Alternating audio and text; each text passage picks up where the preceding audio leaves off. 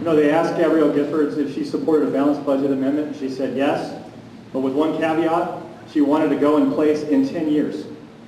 I don't know, maybe she plans on being in the U.S. Senate or something by then, I'm not really sure, but I believe in the balanced budget amendment. The objection that was brought up to it, we live in a state right now that has a balanced budget amendment, or basically we have to balance the budget by June 30th of every year.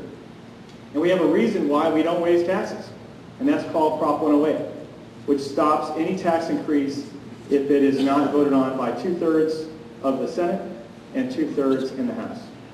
I think that fixes that concern that they're going to be raising taxes to make up for their spending, if we simply put a rein on their ability to start increasing taxes.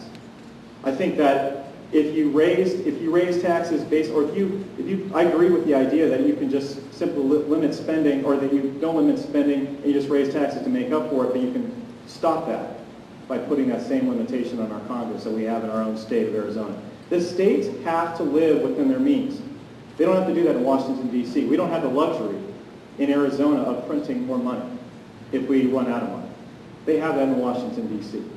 So we have to do something to put a cap on spending and bring them into line. That massive debt is going to kill our children, it's going to kill this economy, and it's going to fundamentally change the way the United States operates and the kind of system that we have.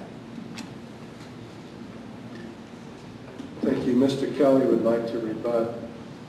Well, I had no idea we couldn't raise taxes in this state. We just did. We just raised taxes. The year of the Tea Party, and we somehow allowed a tax increase to pass by 64% on the ballot.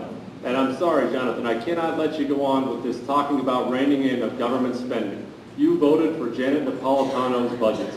In 2008, you voted for her budget that increased state spending by $1 billion.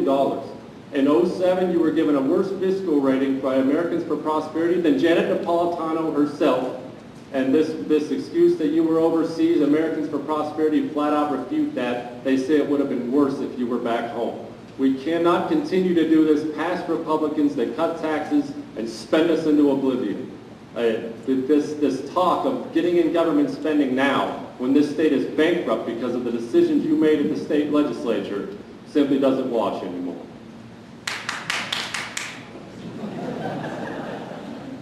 Pass that down and you can have a response.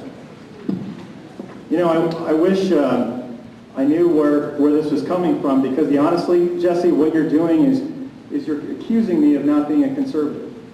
And the fact of the matter is that I voted for the budgets I voted for, the one that you're talking about, because I am conservative. Because that budget eliminated the state income tax for active duty military. That tax, or that bill that you're talking about, it also made sure that we actually put more law enforcement on our border. And that same budget that you're talking about made sure that we are going to put limits on our spending for schools by having cash for schools for a change instead of bonding. And the truth of the matter is, the reason why I think that you keep bringing up my record is because you don't have a record of your own. And that's just too bad. Well, what's too bad is your record. And you did say something accurate. I am accusing you of not being a conservative. In fact, you were ranked in the bottom third by conservative groups of the conservatism of Republicans in the legislature.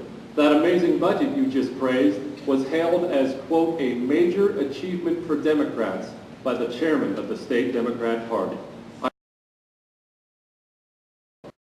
I am accusing you of not being a conservative. You voted against tort reform not once, not twice, but 3 times. Less than 12 months ago, you voted against tort reform. Yet right now on your website, you say, we need tort reform that caps out-of-control damages. This kind of talking out of both sides of your face is exactly how we got here. You voted against school choice. You voted against tax credits for charitable donations. You're not a conservative. Now, I understand that it's a Republican primary season, and it's the year of the Tea Party, and you would like to be one. It's fashionable, but you're not. Own it. That's your record.